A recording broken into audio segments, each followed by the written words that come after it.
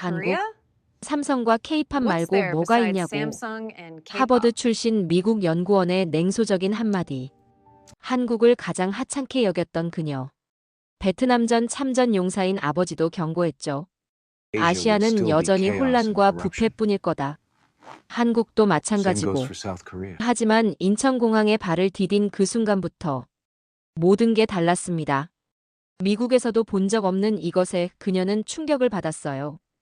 결국 그녀가 아버지에게 보낸 편지 한 줄. 아버지가 본 아시아는 이미 사라졌어요. 과연 한국이 어떻게 서구 엘리트의 모든 편견을 무너뜨렸을까요? 여러분은 어떻게 생각하시나요? 한국이 정말 세계 최고 수준의 선진국이라고 생각한다면, 자랑스럽다를 아직 부족한 점이 많다고 생각한다면 더 발전을 댓글로 달아주세요. 그리고 구독과 좋아요도 눌러주세요. 클라라, 24시간 안에 결정해야 해. 연구소장의 목소리에 긴박함이 묻어났어요. 갑작스럽게 불려간 회의실에서 저는 엄청난 소식을 들었거든요. 국정원에서 직접 요청이 들어왔어. 아시아 세계국 행정 시스템 긴급 비교 분석이야. 일본, 싱가포르, 그리고 한국. 3개월 안에 보고서가 나와야 한다고. 국정원이요? 왜 갑자기 이런 긴급 연구가 필요한 건지 궁금했지만 연구소장의 표정을 보니 더 묻기가 어려웠어요. 문제는 한국 파트야. 다른 연구원들은 모두 일정이 꽉 찼어. 내가 맡아줘야 해. 그 순간 제 마음이 확 식었어요. 한국이라니요? 안녕하세요. 저는 클라라 로웰이에요. 하버드 케네디 스쿨에서 행정학 박사과정을 마치고 워싱턴의 싱크탱크에서 연구원으로 일하고 있었죠. 그런데 그날 제 인생을 완전히 바꿀 만한 일이 벌어졌어요. 연구소장님, 솔직히 한국에서 뭘 배울 게 있을까요? 저는 망설이지 않고 물었어요. 삼성 휴대폰이나 K-팝 말고 말이에요. 연구소장이 이상하게 웃더니 말했어요. 바로 그 편견 때문에 내가 가야 하는 거야. 가장 객관적인 눈으로 봐달라고. 그런데 그 웃음에 뭔가 숨겨진 게 있는 것 같았어요. 마치 제가 모르는 엄청난 비밀을 알고 있다는 듯한 표정이었거든요. 연구소를 나서면서 제 마음은 완전히 엉망이 되었어요. 솔직히 말하면 이 일을 받기 싫었거든요. 한국이라는 나라에 대해 제가 알고 있는 건 정말 제한적이었어요. 대학 시절 룸메이트가 한국 음식을 해먹을 때마다 복도까지 마늘 냄새가 진동했던 기억이 났어요. 그때 다른 친구들과 아시아 음식은 너무 자극적이야라며 코를 찡그렸던 기억도요. 경제 발전은 했다지만 결국 아직도 후진국 티를 벗지 못한 나라 아니야? 제가 본 한국 관련 뉴스들도 그랬어요. 정치적 혼란, 사회 갈등, 빨리빨리 문화로 인한 부실 공사. 이런 것들만 기억에 남아 있었거든요. 게다가 아직도 재래시장에서 좌판을 벌이고 거리가 지저분하다는 이야기도 들었고요. 왜 하필 나한테 이런 일이? 엘리베이터 안에서 혼자 한숨을 쉬었어요. 일본이나 싱가포르였다면 기꺼이 했을 텐데 말이에요. 한국은 정말 시간 낭비 같았거든요. 선진국 연구라기보다는 개발도상국 사례 연구에 가까울 것 같았어요. 이번 연구가 제대로 안 되면 내 경력에도 타격이 있을 텐데. 불안한 마음이 점점 커졌어요. 혹시 이게 저를 시험하는 건 아닐까? 아니면 정말로 한국에 뭔가 특별한 게 있어서 그런 건 아닐까? 하지만 그럴 리가 없죠. 제가 아는 한국은 여전히 서구 기준으로 보면 많이 부족한 나라였으니까요. 집에 돌아가서 아버지에게 급한 마음에 전화를 드렸어요. 로버트 로웰, 베트남전 참전 용사인 저희 아버지는 제 말을 듣자마자 목소리가 달라졌어요. 클라라야, 지금 당장 그 일을 거절해라. 왜요, 아버지? 그냥 연구 출장인데. 아시아는? 아버지가 잠깐 망설이더니 말했어요. 내가 베트남에서 본 건 혼란과 부패뿐이었다.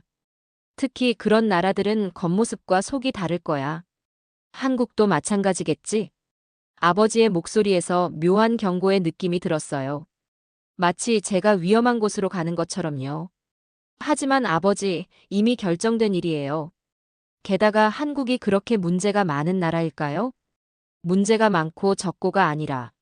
아버지가 다시 망설였어요. 아직 우리가 이해할 수 없는 방식으로 돌아가는 곳들이야. 그 말이 더 궁금하게 만들었어요. 도대체 뭘 그렇게 걱정하는 건지.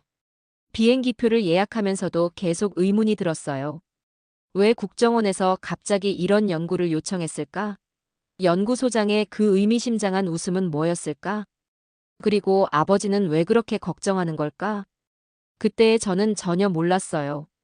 제가 곧 발견하게 될 진실이 제 모든 편견을 산산조각 낼 거라는 걸요. 인천공항에 도착하는 순간 저는 완전히 당황했어요.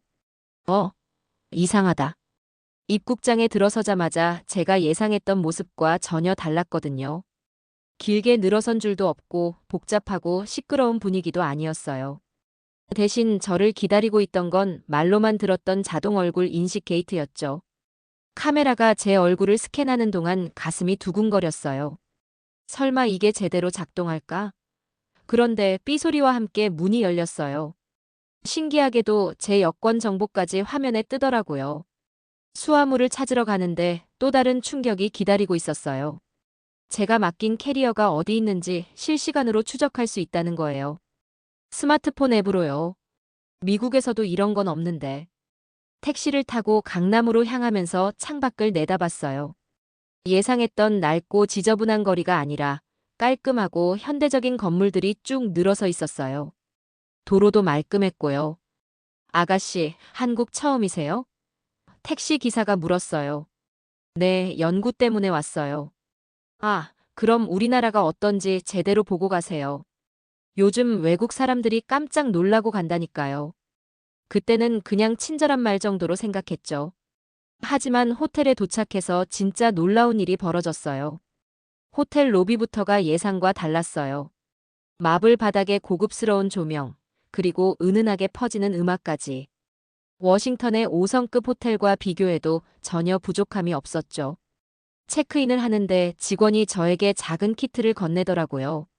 서울 디지털 시민 체험 키트입니다. 외국 연구자분들께 특별히 제공해드리는 거예요. 또 관광객용 마케팅 도구겠지. 솔직히 시큰둥했어요. 방에 올라가서 짐을 풀고 샤워를 하면서 생각했어요. 일단 호텔은 예상보다 훨씬 좋았어요. 수압도 강하고 어메니티도 고급스러웠고요. 창문을 열고 서울 시내를 내려다보니 또 한 번 놀랐어요. 빌딩들이 질서정연하게 늘어서 있고 네온 사인들도 생각보다 깔끔했거든요. 예상했던 어수선한 모습과는 거리가 멀었어요. 생각보다 쾌적하네. 간단히 정리를 마치고 소파에 앉아 휴식을 취하면서 호기심에 그 키트를 열어봤어요. 스마트폰 앱 설치 가이드와 함께 이런 말이 적혀 있었거든요. 실시간 지하철 혼잡도, 버스 도착 시간, 화장실 사용 가능 여부까지 확인하세요. 에이, 설마 이런 게 다 정확할까? 체크인할 때 호텔 직원이 했던 말이 떠올랐어요. 직접 써보시면 알 거예요. 저희도 매일 이걸로 살아요. 그 자신감 넘치는 말투가 묘하게 신경 쓰였어요. 마치 뭔가 엄청난 비밀을 알고 있다는 듯 했거든요. 저녁 시간이 되어 호텔 레스토랑으로 내려갔어요. 사실 한국 음식에 대한 두려움이 있었거든요. 대학 시절 룸메이트가 김치를 먹을 때마다 진동했던 그 강한 냄새가 떠올랐어요. 메뉴를 보니 한국 요리와 서양 요리가 함께 있더라고요. 일단 안전하게 스테이크를 주문하려다가 웨이터가 추천해준 불고기가 눈에 들어왔어요.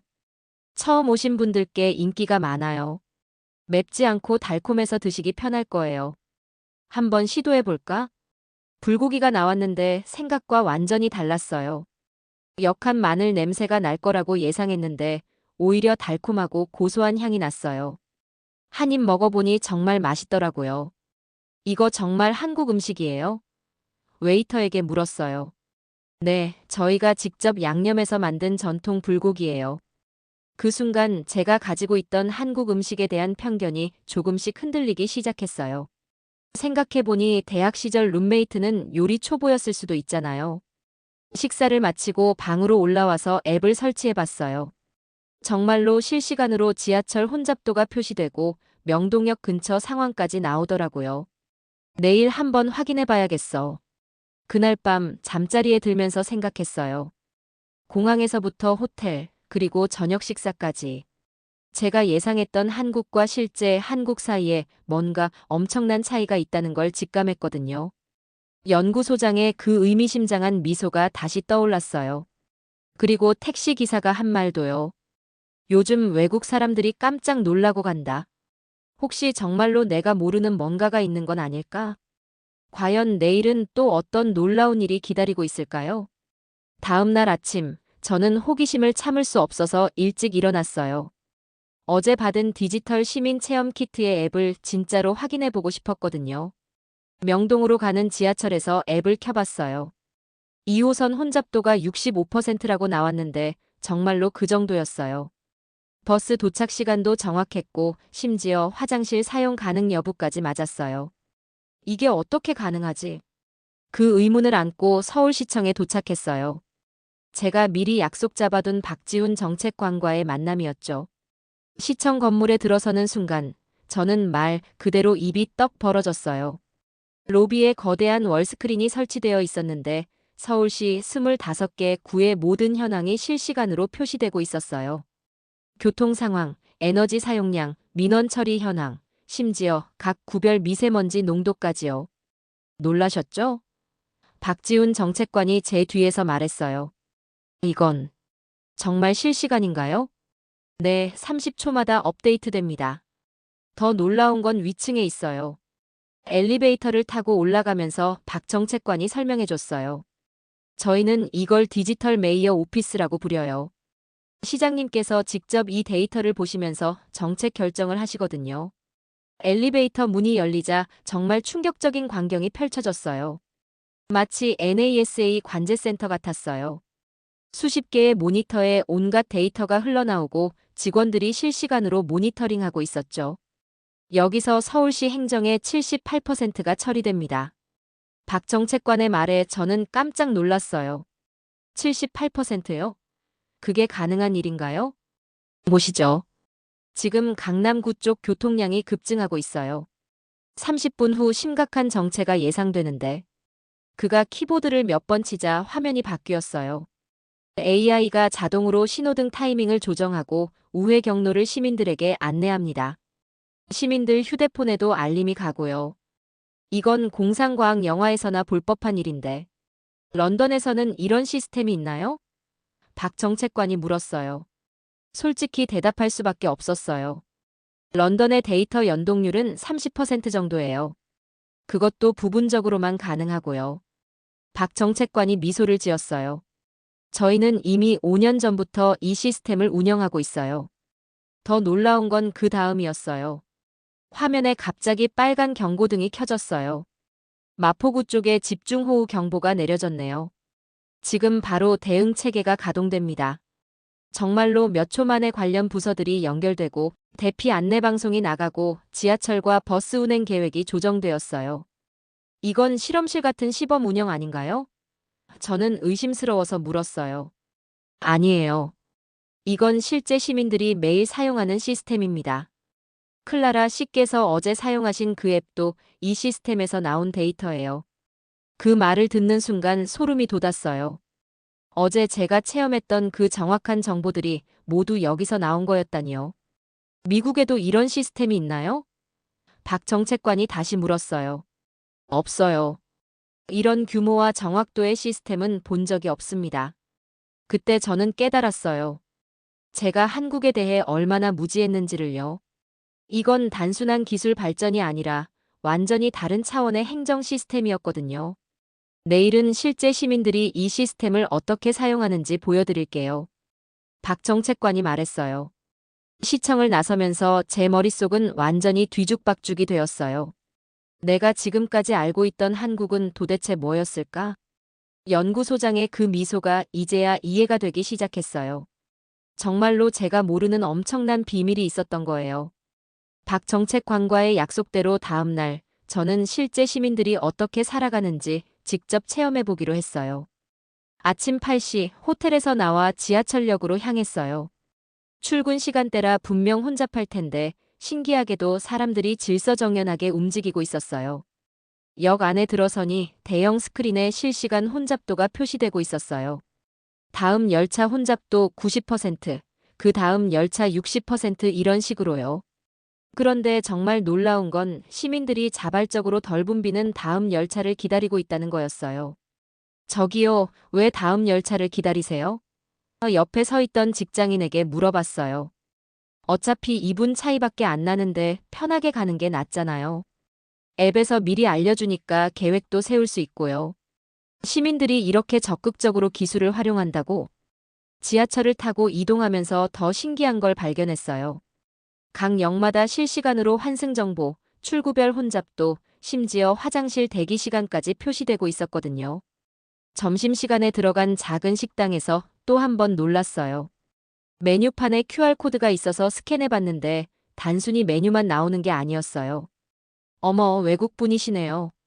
식당 사장님이 반갑게 인사했어요. 네, 연구 때문에 왔어요. 그런데 이 QR코드가 특이하네요. 아, 그거요? 결제하면 위생정보, 원산지, 검사 결과까지 다 나와요. 요즘은 이게 기본이죠. 정말로 불고기를 주문하고 결제하니까 제 휴대폰으로 상세한 정보가 왔어요. 소고기 원산지, 위생 등급, 최근 검사일까지 모든 게 투명하게 공개되어 있었어요. 이런 시스템이 일반 식당까지 보급되어 있다고. 식사 후 한강 쪽으로 산책을 나갔어요. 공원에 들어서자마자 휴대폰에 알림이 왔어요. 현재 미세먼지 농도가 나쁨 수준입니다. 대체 산책 공간을 안내할까요? 신기해서 얘를 눌렀더니 근처에 있는 실내문화센터와 지하상가 산책로까지 안내해 주더라고요. 심지어 각 장소의 현재 혼잡도와 공기질까지 표시되면서요. 그때 옆에서 중년 여성이 말을 걸어왔어요. 외국분이시죠? 저희 미세먼지 앱 신기하시죠? 네, 정말 놀랍네요. 이런 걸 다들 사용하시나요? 당연하죠.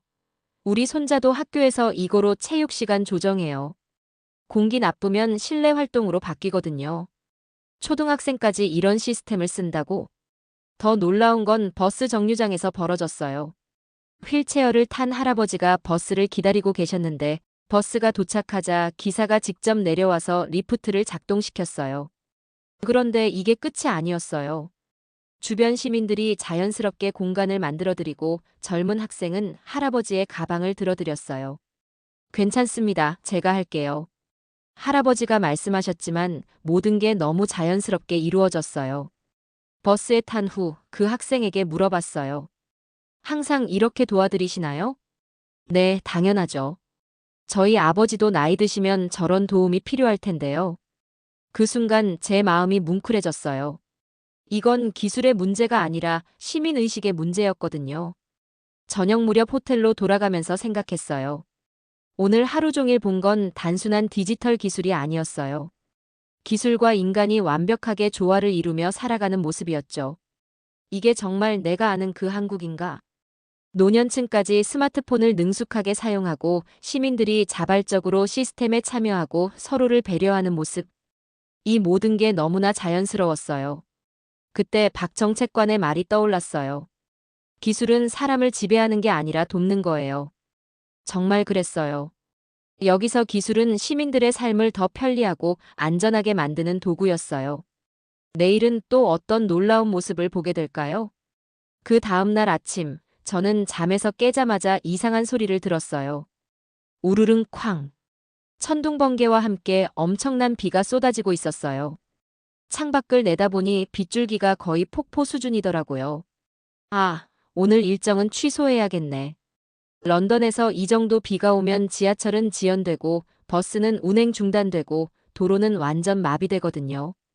하지만 제 휴대폰에 알림이 떴어요. 집중호우 경보 발령. 실시간 대체 교통수단을 안내합니다.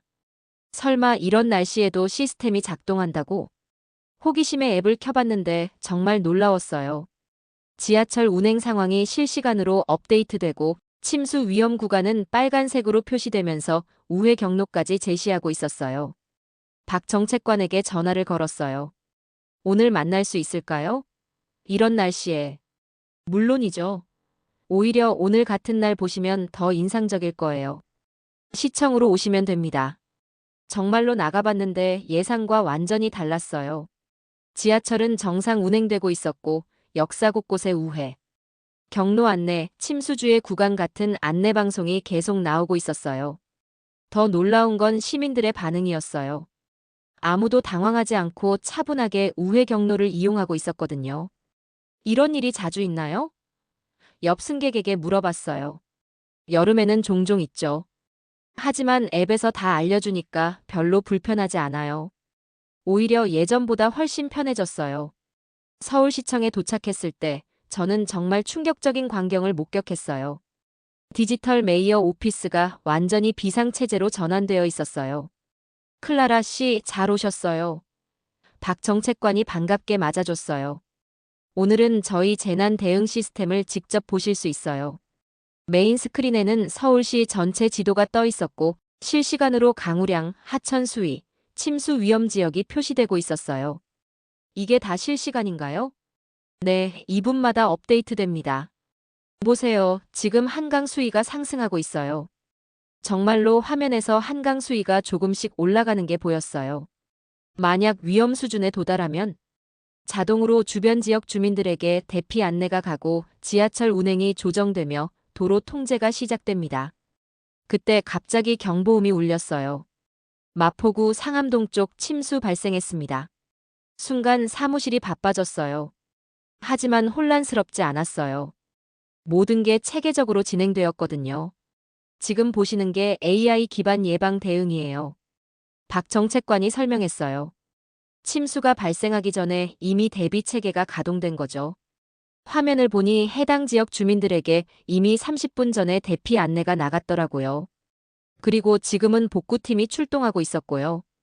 이건 불가능해요. 저는 너클 잃고 말했어요. 제가 아는 시스템론에는 이런 게 없어요. 그렇기 때문에 한국이 세계를 앞서가는 겁니다. 박 정책관이 자신있게 대답했어요. 더 놀라운 건 그날 밤이었어요. 하루 만에 침수되었던 산책로가 완전히 복구되어 있었어요. 그리고 그 옆에 QR코드가 붙어 있더라고요. 스캔해보니 배수 완료, 안전 점검 완료, 복구 작업 내역 같은 정보가 상세히 기록되어 있었어요. 하루 만에 이렇게 완벽하게. 런던이라면 복구까지 최소 일주일은 걸릴 텐데요. 그것도 시민들에게 제대로 된 안내도 없이 말이에요. 호텔로 돌아가면서 생각했어요. 오늘 본 건 단순한 재난 대응이 아니었어요. 예방부터 대응, 복구까지의 완벽한 사이클이었죠. 그리고 가장 놀라운 건 시민들이 이 모든 걸 당연하게 받아들이고 있다는 거였어요. 아버지가 말했던 아시아의 혼란은 어디 갔지? 아버지 세대가 경험했던 아시아와 지금 제가 보고 있는 한국은 완전히 다른 세상이었어요. 그날 밤 저는 처음으로 제 믿음의 균열이 생기기 시작했다는 걸 느꼈어요. 폭우가 그친 다음 날 저는 한국의 행정 시스템을 더 깊이 파헤쳐 보고 싶어졌어요. 어제 본 재난 대응이 정말 일상적인 수준인지 확인하고 싶었거든요. 박 정책관과 만나기 전에 제가 직접 한국의 행정 서비스를 체험해 보기로 했어요. 연구용으로 공공 데이터를 신청해야 했거든요. 온라인으로 신청하시면 됩니다. 시청 민원실 직원이 친절하게 안내해줬어요. 어차피 며칠은 걸리겠지. 런던에서 이런 자료를 신청하면 최소 2주는 기다려야 했거든요. 하지만 제 예상은 완전히 빗나갔어요. 오후 2시에 신청했는데 오후 4시에 승인 알림이 왔어요. 이 시간 만에요?